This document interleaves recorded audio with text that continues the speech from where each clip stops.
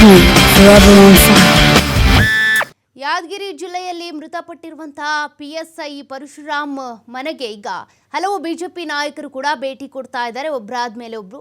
PSI ಆಗಿದ್ದಂತಹ Parashuram ಆಕಸ್ಮಿಕ ಸಾವು ಏನಿದೆ, ಜೊತೆಗೆ ಅವರ ವರ್ಗಾವಣೆಗೆ ಸಂಬಂಧಪಟ್ಟಂತೆ ಲಂಚ ಕೇಳಿದ್ರು ಅನ್ನುವಂಥ ಆರೋಪ ಏನಿದೆ, ಇದಕ್ಕೆ ಸಂಬಂಧಪಟ್ಟಂತೆ ಬಿಜೆಪಿ ನಾಯಕರು ತಿರುಗೇಟು ಕೂಡ ಕೊಟ್ಟಿದ್ದಾರೆ. ಮೃತ ಪಿಎಸ್ಐ ಪರಶುರಾಮ್ ಮನೆಗೆ ಈಗ ವಿಪಕ್ಷ ನಾಯಕ ಆರ್ ಅಶೋಕ್ ಭೇಟಿ ಕೊಟ್ಟಿದ್ದಾರೆ. ಕಾರಟಗಿ ತಾಲೂಕಿನ ಸೋಮನಾಳ ಗ್ರಾಮಕ್ಕೆ ಭೇಟಿ ನೀಡಿ ಸಾಂತ್ವನ ಹೇಳಿದ್ದಾರೆ. ಆರ್ ಅಶೋಕ್ಗೆ ಮಾಜಿ ಸಚಿವ ರಾಜುಗೌಡ ಹಾಲಪ್ಪ ಆಚಾರ್ ಕೂಡ ಸಾಥ್ ಕೊಟ್ಟಿದ್ದಾರೆ. ಶಾಸಕ ದೊಡ್ಡನಗೌಡ ಪಾಟೀಲ್ ಸೇರಿದಂತೆ ಹಲವರು ಸಾಥ್ ಕೊಟ್ಟಿದ್ದಾರೆ. ಬಿಜೆಪಿ ನಾಯಕರ ಮುಂದೆ ಕುಟುಂಬಸ್ಥರು ತಮ್ಮ ಅಳಲನ್ನ ತೋಡ್ಕೊಂಡಿದ್ದಾರೆ. ಯಾದಗಿರಿ ಪಿಎಸ್ಐ ಪರಶುರಾಮ ಅನುಮಾನಾಸ್ಪದವಾಗಿ ಸಾವನ್ನಪ್ಪಿರುವಂತಹ ಪ್ರಕರಣಕ್ಕೆ ಸಂಬಂಧಪಟ್ಟಂತೆ ಮೃತ ಪಿಎಸ್ಐ ಪರಶುರಾಮ ಮನೆಗೆ ಈಗ ವಿಪಕ್ಷ ನಾಯಕರಾಗಿರುವಂತಹ ಆರ್ ಅಶೋಕ್ ಅವರು ಭೇಟಿ ಕೊಟ್ಟಿದ್ದಾರೆ. ಅವರ ಜೊತೆಗೆ ಹಲವು ನಾಯಕರು ಕೂಡ ಸಾಥ್ ಕೊಟ್ಟಿದ್ದಾರೆ. ರಾಜುಗೌಡ ಹಾಲಪ್ಪ ಆಚಾರ್, ಅದೇ ರೀತಿಯಾಗಿ ಮಾಜಿ ಶಾಸಕ ಬಸವರಾಜ್ ದಡೇಸೂರು ಕೂಡ ಇವ್ರ ಜೊತೆಗೆ ಸಾಥನ್ನು ಕೊಟ್ಟಿದ್ದಾರೆ. ದೊಡ್ಡನಗೌಡ ಪಾಟೀಲ್ ಕೂಡ ಅಲ್ಲಿದ್ದಾರೆ. ಕುಟುಂಬಸ್ಥರಿಗೆ ಸಾಂತ್ವನ ಹೇಳುವಂಥ ಕೆಲಸವನ್ನ ವಿಪಕ್ಷ ನಾಯಕ ಆರ್ ಅಶೋಕ್ ಅವರು ಮಾಡಿದ್ದಾರೆ. ಮಹಾನಗರ ಪಾಲಿಕೆ ಬಳ್ಳಾರಿ 1 ವರ್ಷ ಮಾಡಿದ್ರು. 1 ವರ್ಷ ಆದಮೇಲೆ ಅಲ್ಲಿ ಮತ್ತೆ PSI ಮಾಡಿದ್ರು. PSI ಸೆಲೆಕ್ಷನ್ ಆಯಿತು, ಜನರಲ್ಲೇ ಆಯಿತು. ಚೆನ್ನಾಗಿ ಮಾರ್ಕ್ಸ್ ತೆಗೆದ, ಒಳ್ಳೆ ರಿಸಲ್ಟ್ ಬಂತು, ಆಯ್ತು. ಇಲ್ಲಿ ರಿಲೀವ್ ಮಾಡಬೇಕಾದ್ರೆ ಅಲ್ಲಿ ಕಮಿಷನರ್ ಹೇಳಿದ್ರು, ಅಲ್ಲಿ TV ಹೇಳಿದ್ರು, ಇಲ್ಲೇ ದೊಡ್ಡ ಪೋಸ್ಟಿಗೆ ಹೋಗ್ತೀವಿ, ಇಲ್ಲೇ ಕಮಿಷನರ್ ಆಗಿರ್ತೀಯ, ಪೊಲೀಸ್ ಇಲಾಖೆ ಇದೇ ಮಾಡ್ತಾರೆ. ಅಲ್ಲಿ ಮತ್ತೆ ಕಂಡೀಷನ್ಸ್ ಟರ್ಮ್ಸ್ ಒಪ್ಕೊಂಡಿರ್ತೀವಲ್ಲ, ಬಿಟ್ಟು ಬರ್ಬೇಕಾದ್ರೆ ಅಲ್ಲಿ ಸ್ಯಾಲ್ರಿ ಎಲ್ಲ ರೀಫಂಡ್ ಮಾಡಿದ್ವಿ 2,80,000. ನಾವು ಎಲ್ಲರೂ ನೌಕರಿ ತಗೊಳಕ್ಕೆ ದುಡ್ಡು ಕೊಟ್ಟರೆ ನೌಕರಿ ಬಿಟ್ಟು ಬರೋಕ್ಕೆ ದುಡ್ಡು ಕೊಟ್ಟಿವಿ ನಾವು. ಒಂದು ಏನಿತ್ತು ಅಂದ್ರೆ 150 ಮಾರ್ಕ್ಸ್ ಬಂತು. 150 ಮಾರ್ಕ್ಸ್ ಜಾಸ್ತಿ ಆಗ್ಯಾರಂತ ಅವ್ನು ಜನರಲಿಗೆ ತೊಗೊಂಡಿದ್ವಿ. ಜನರಲಿಗೆ ಹೋದ ತಕ್ಷಣ ಅವ್ನಿಗೆ ಸೆಕ್ರೆಟರೇಟ್ ಸಿಗಲೇ ಇಲ್ಲ. ನಾನು ಫೋಟೋದಾಗ ಸಿಕ್ಕಿತ್ತು, ಸೆಕ್ರೆಟರೇಟ್ ಸಿಕ್ಕಿತ್ತು.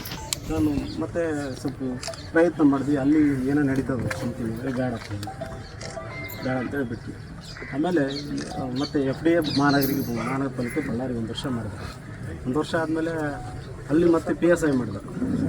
PSI ಸೆಲೆಕ್ಷನ್ ಆಯಿತು, ಜನರಲ್ಲೇ ಆಯಿತು.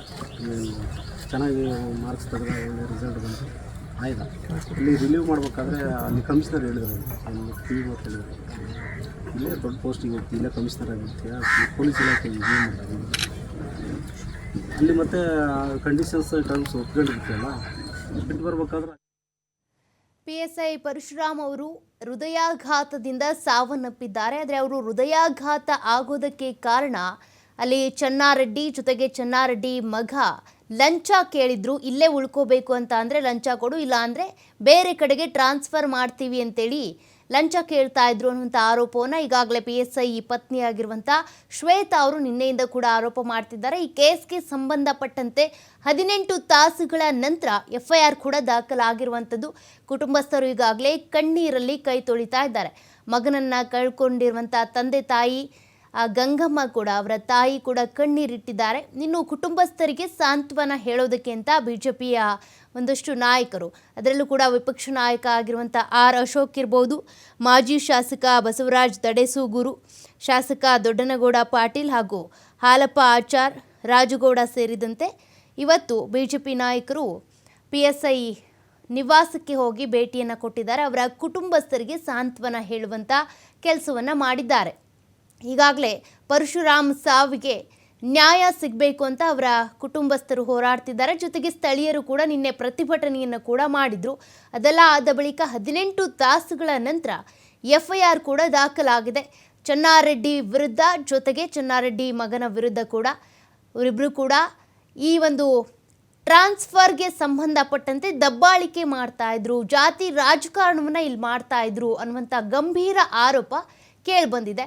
ಅದರ ಬೆನ್ನಲ್ಲೇ ಬಿಜೆಪಿ ನಾಯಕರು ಕೂಡ ಈಗ ಪಾದಯಾತ್ರೆ ಮಾಡ್ತಾ ಇದ್ದಾರೆ. ಆ ಸಂದರ್ಭದಲ್ಲಿ ಈ ಒಂದು ಕೇಸನ್ನು ಕೂಡ, ಅದ್ರ ಬಗ್ಗೆ ಕೂಡ ಮಾತನಾಡ್ತಾ ಇದ್ದಾರೆ. ಹೋದಲ್ಲಿ ಬಂದಲ್ಲಿ ಅಂದರೆ ಸರ್ಕಾರದಲ್ಲಿ ನಡೆದಿರುವಂಥದ್ದು ಇದು. ಸರ್ಕಾರದಲ್ಲಿ ಶಾಸಕರು ಕೂಡ ಲಂಚ ತೆಗೆದುಕೊಳ್ತಿದ್ದಾರೆ.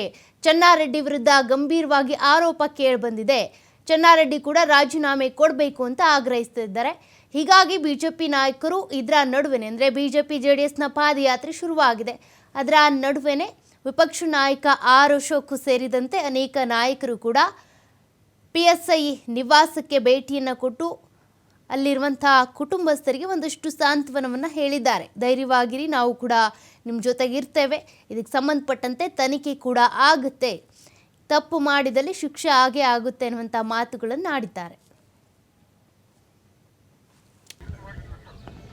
ಮಾಡಲಿಲ್ಲ ಕೇಸು FIR ಮಾಡಲಿಲ್ಲ.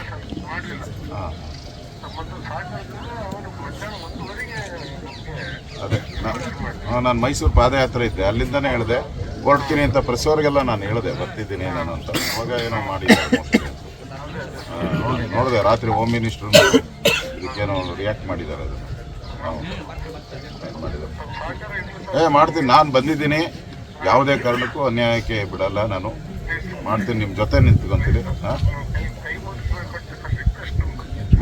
ಮಗಳಿದಾರ ಮಲ್ಕೊಟ್ಟು? ಸರಿ ಸರಿ ಆಯಿತು, ನಾನು ಮಾತಾಡ್ತೀನಿ. ಅವರು ಇದಾದಮೇಲೆ ನಾನು ಇಲ್ಲಿ ಬಂದಿದ್ದೀನಿ, ನಾನು ಇರ್ತೀನಿ ಇನ್ನೂ ಬಂದು ನೀವು ಆಮೇಲೇನೋ ನನ್ನ ಹತ್ರ ಮಾತಾಡಿ. ನಾನು ಇದನ್ನು ಬಿಡಲ್ಲ. ಈಗ ನಾಳೆ ಹೋದ್ಮೇಲೆ ಮತ್ತೆ ನಾನು ಗಲಾಟೆ ಮಾಡ್ತೀನಿ. ಇದ್ರ ಬಗ್ಗೆ ಸರಿಯಾಗಿ ನ್ಯಾಯ ಸಿಗಬೇಕು. ಸಾವಿಗೆ ಯಾರು ಕಾರಣರಾಗಿದ್ದಾರೋ ಅವ್ರಿಗೆ ಶಿಕ್ಷೆ ಆಗಬೇಕು, ಅಷ್ಟೇ ಅಲ್ವಾ? ನಿಮ್ಮದೇನು ಇವಾಗ ಡಿಮ್ಯಾಂಡ್ ಏನಿದೆ?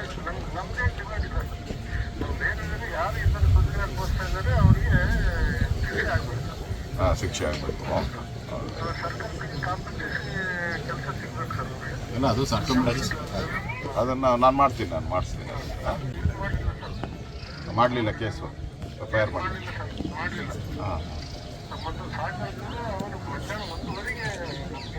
ಅದೇ ನಾನು ಮೈಸೂರು ಪಾದಯಾತ್ರೆ ಇದ್ದೆ, ಅಲ್ಲಿಂದನೇ ಹೇಳಿದೆ ಹೊರಡ್ತೀನಿ ಅಂತ ಪ್ರೆಸ್ವರೆಗೆಲ್ಲ ನಾನು ಹೇಳಿದೆ ಬರ್ತಿದ್ದೀನಿ ನಾನು ಅಂತ. ಅವಾಗ